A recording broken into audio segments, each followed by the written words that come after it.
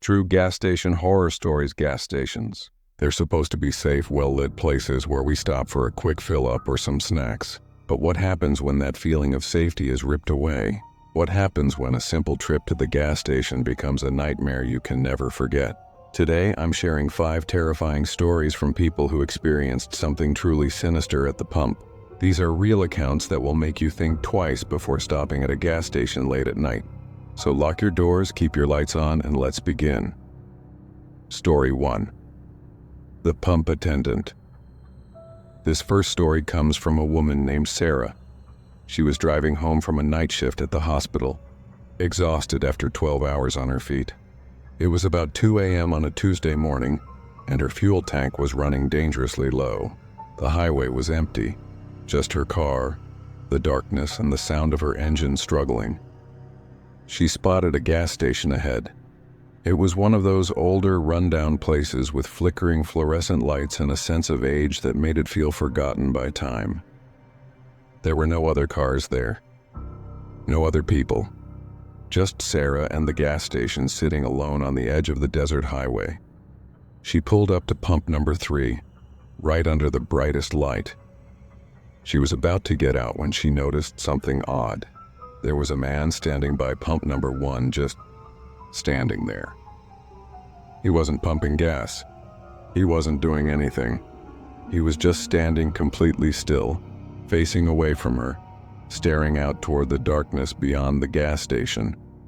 Sarah thought it was strange, but she was tired and wanted to go home. She grabbed her wallet and got out to pump her gas. As she was inserting her credit card, she heard footsteps, slow, deliberate footsteps. She looked up and saw the man from pump 1 walking toward her. He was wearing dark clothes, a long coat that looked way too heavy for the warm night. His face was hidden in shadow, but she could see his mouth. His smile was wrong, not friendly, not natural. It looked like his mouth was stretched too wide. "You broke down?" he asked, his voice grainy and rough. "No," Sarah said, trying to stay calm. "Just getting gas. You got a long way to go?" he asked, stepping closer. Sarah's instincts screamed at her. Every hair on her body stood on end. She didn't answer. Instead, she looked at the pump attendant inside the station. He was looking directly at her. Then slowly, deliberately, he looked away and turned his back to the window. That's when Sarah knew something was deeply, terribly wrong.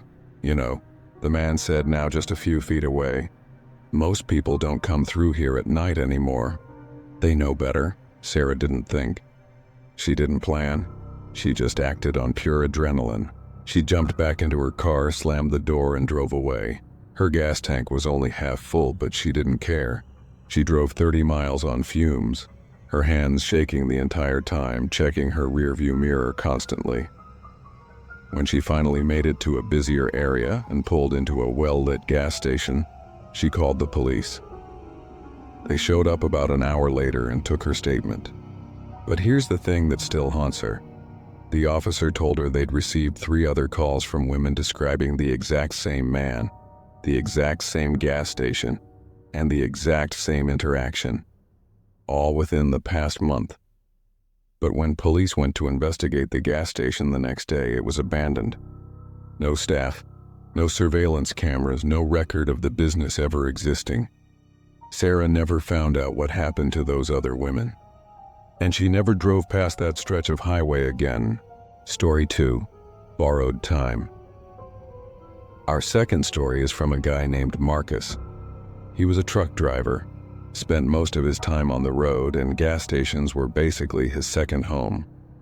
One night around 3 a.m., Marcus pulled into a truck stop somewhere in Oklahoma.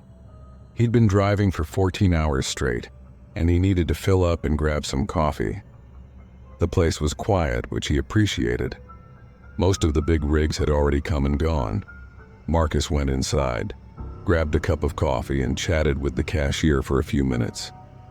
The cashier was an older gentleman, maybe in his 60s, with kind eyes and a weathered face. They talked about the weather, the road conditions, the usual trucker small talk. After he paid for his coffee, Marcus headed back to his truck to pump his fuel. As he was standing there waiting for the pump, he noticed something in the window reflection of his truck. A man was standing behind him, but when Marcus turned around, there was nobody there. He shrugged it off. Must have been his imagination. He was tired. He pumped his fuel, got back in his truck, and started to drive away. That's when he heard a tapping on the window. Marcus looked out, and there was the same man he'd seen in the reflection. Except now he could see him clearly. The man looked like he was in his 30s with pale skin and wearing clothes that looked decades old, like genuinely old, like he was dressed for a time period that had long passed.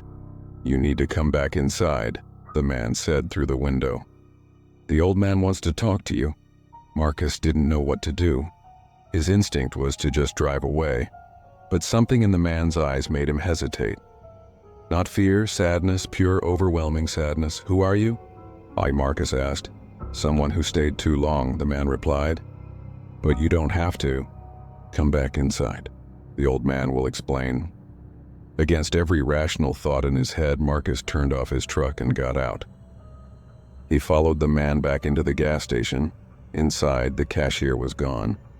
The place was empty except for the older gentleman from before, who was now standing behind the counter staring directly at Marcus with an intense gaze. "You almost made it," the old man said. "You were on borrowed time and it just ran out." "What are you talking about?" Marcus asked, his voice shaking. The old man smiled. "You died in a car accident 30 miles north of here, 10 years ago. You've been driving for 10 years, living on borrowed time. Every mile you've driven, you were already dead. But time's up, son."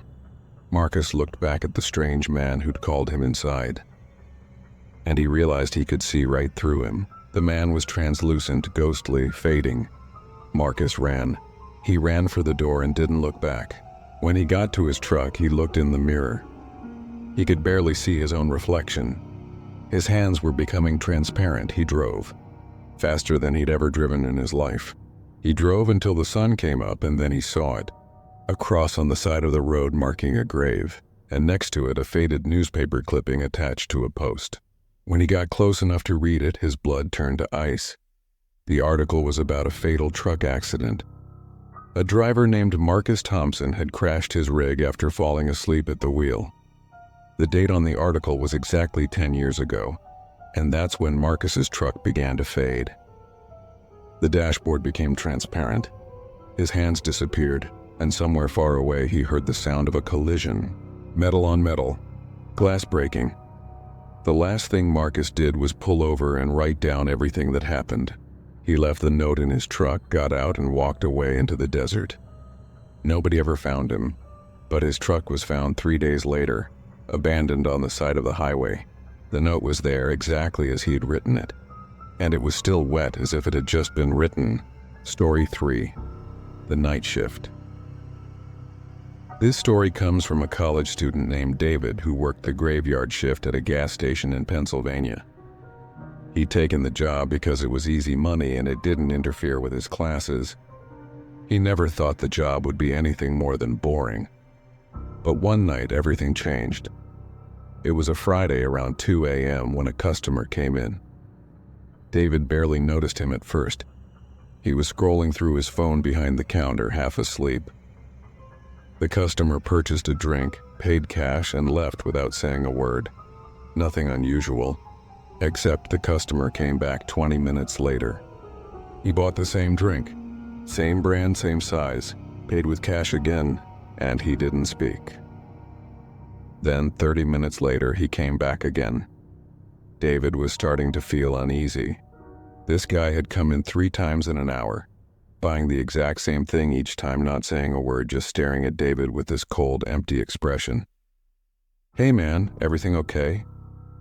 David asked the 4th time the customer came in. The customer didn't respond.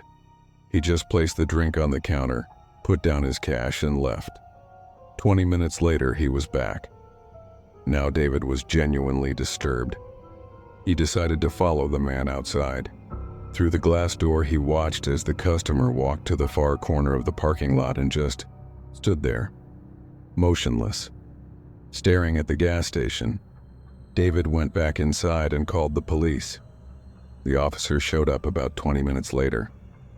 By that time, the customer was gone. The officer asked David to describe him, and as David was speaking, the customer walked back into the gas station. The officer immediately confronted him.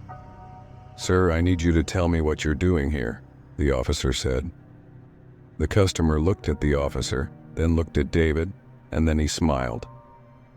That smile was the most terrifying thing David had ever seen. Not because it was violent or aggressive, but because it wasn't a human smile. It was like watching a mannequin's face move, completely unnatural. The customer left the gas station and got into a car in the parking lot. The officer ran his plate and discovered that the car had been registered to a man named Robert Hastings. The police officer looked confused and told David that Robert Hastings had died in 1987. But here's the truly horrifying part. David recognized the name. His great-grandfather was named Robert Hastings, and his great-grandfather had died in 1987 in a car accident near that exact gas station. Over the next 3 nights, the customer kept returning. Every 30 minutes, like clockwork. Always buying the same drink. Always wearing the same clothes. Never aging. Never changing. On the 4th night, David didn't go to work. He called in sick. He decided to drive by the gas station just to see if the customer was there anyway. He parked across the street and watched. At exactly 2 a.m., a car pulled up to the pump. The customer got out, and he was buying gas. But David could see right through him. He was translucent, and as David watched, the customer drove the car in a circle around the gas station parking lot, over and over and over, like he was reliving something, like he was trapped. When David looked at his phone, he realized he'd been watching for 45 minutes, but it felt like 5 minutes. When he looked back at the parking lot, there was no car. There was no customer. The parking lot was empty, but on the ground where the car had been, there was a skid mark, burned into the asphalt like a scar, and it was still smoking. Story 4. Employee discount. Story number 4 comes from a woman named Jennifer, who managed a gas station chain in Texas.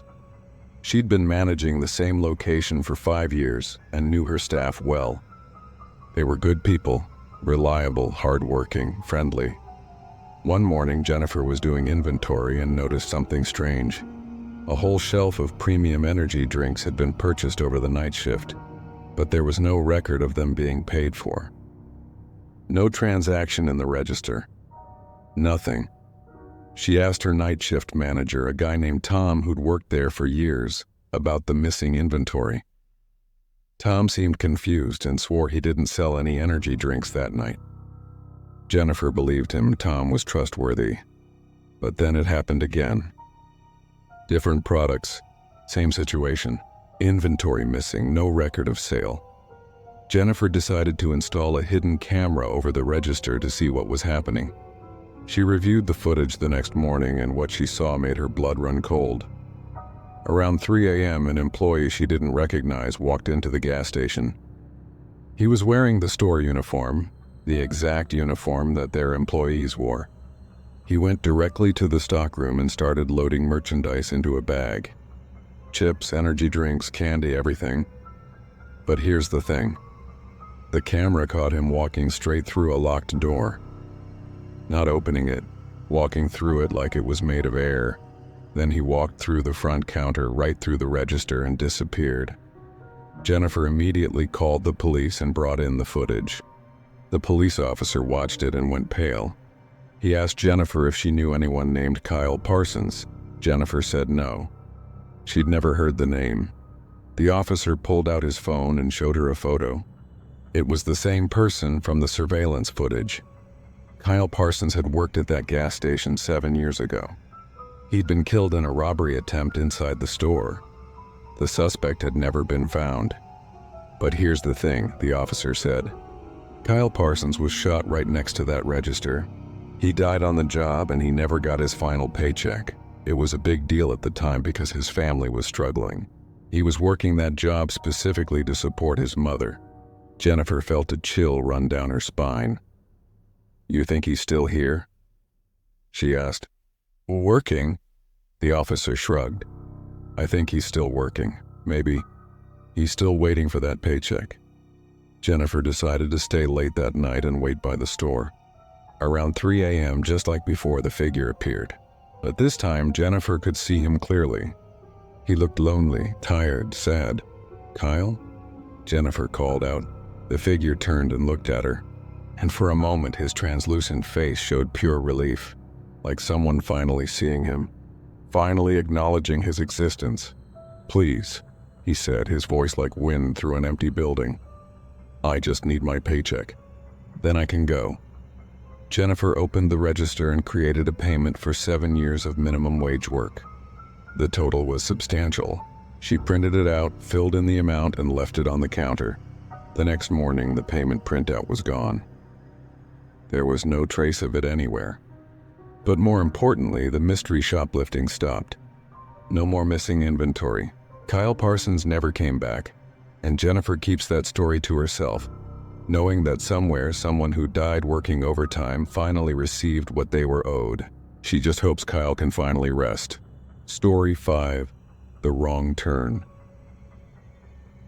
Our final story is from a man named Chris, and I have to say this one is probably the most unsettling of all. Chris was driving cross-country to visit family. He'd been driving for about 18 hours straight and exhaustion was setting in hard. His eyes were heavy and he was struggling to focus on the road. Around 4 a.m. he saw a sign for a gas station. It was about a mile off the interstate, down a long stretch of empty road. Chris figured a quick stop would be good. He'd pump gas, use the bathroom, grab some coffee, and get back on the road. He followed the signs and drove down this long, dark road. The pavement was old, cracked, and deteriorating. The trees on both sides seemed to close in around him. There were no lights, no other cars, nothing but darkness and his headlights cutting through it. After about 5 miles, Chris was starting to wonder if he'd made a wrong turn. This didn't feel right, but then he saw the gas station ahead, except it didn't look right either. The building was old, I mean really old, like 1950s old. The pumps were the vintage kind that you don't see anymore, and there were no lights. The entire building was dark, but Chris could see it clearly, like it was illuminated by some kind of ambient glow that had no source. Chris pulled up to the pump, and that's when he noticed something. There were other cars in the parking lot. Old cars, vintage cars from different decades. A 1960s Chevrolet, a 1970s Ford, a 1980s Honda. All parked in perfect rows like they were on display. Chris felt a sudden wave of dread wash over him. Something was seriously wrong. He was about to start his car and leave when he saw the attendant. The man was walking toward Chris's car. He was wearing an old-style gas station uniform, the kind with a name tag and everything, but his face was blurred, like when you see something in your peripheral vision, but the moment you look directly at it, it becomes unclear. "Can I help you?" the blurred man asked, leaning down to Chris's window. I just need gas," Chris stammered. "You need more than gas," the man said. "You need directions." "What?" Chris said. "Directions," the man repeated. "You took a wrong turn about 5 miles back. You're not where you think you are." Chris looked at his GPS. It said he was exactly where he was supposed to be. "No, I'm on track," Chris said. The man's blurred face tilted to the side. "When did you start driving?" he asked. "About 18 hours ago," Chris said. "And when do you think you started driving?"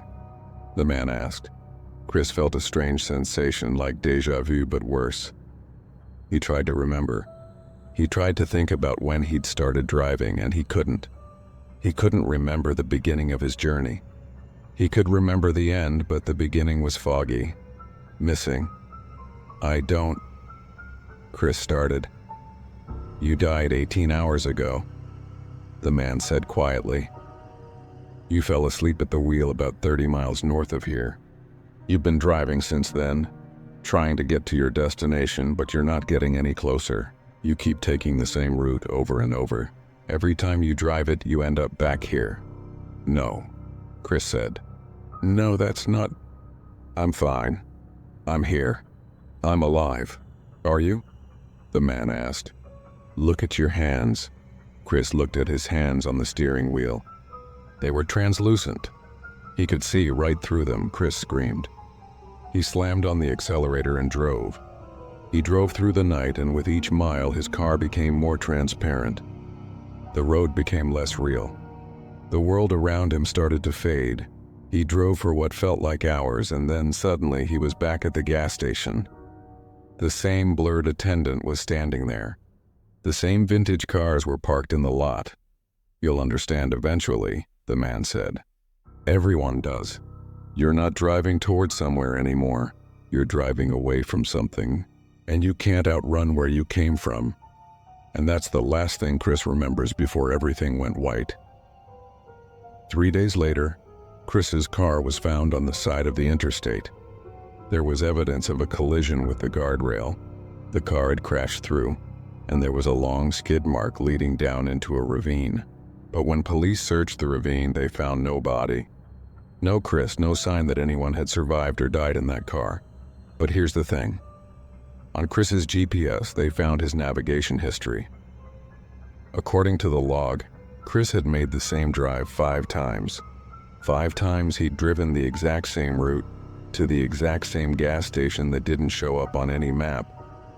And traffic cameras caught something even more disturbing. On each of those 5 occasions, they caught Chris's car passing the same mile marker at exactly 4:07 a.m. 5 different dates, and each time, Chris's car was slightly more transparent than the last. No one knows if Chris is still out there driving. But truckers who use that stretch of highway report seeing a translucent car sometimes just before dawn, always heading toward that same stretch of dark road.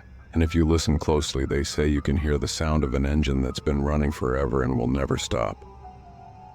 5 stories, 5 warnings, 5 reminders that gas stations aren't always what they seem, that the people we meet in the darkness might not be as real as they appear, and that sometimes the scariest journeys are the ones we don't realize we're on until it's too late. Which story scared you the most? Was it the pump attendant watching from the shadows? The ghost driver stuck in time? The employee still working his shift? The mysterious phantom shoplifter? Or Chris trapped in an endless loop of driving? Comment below and let me know. And please subscribe to this channel for more true horror stories that will keep you up at night. Lock your doors, watch your mirrors, and thank you for watching. Stay safe out there.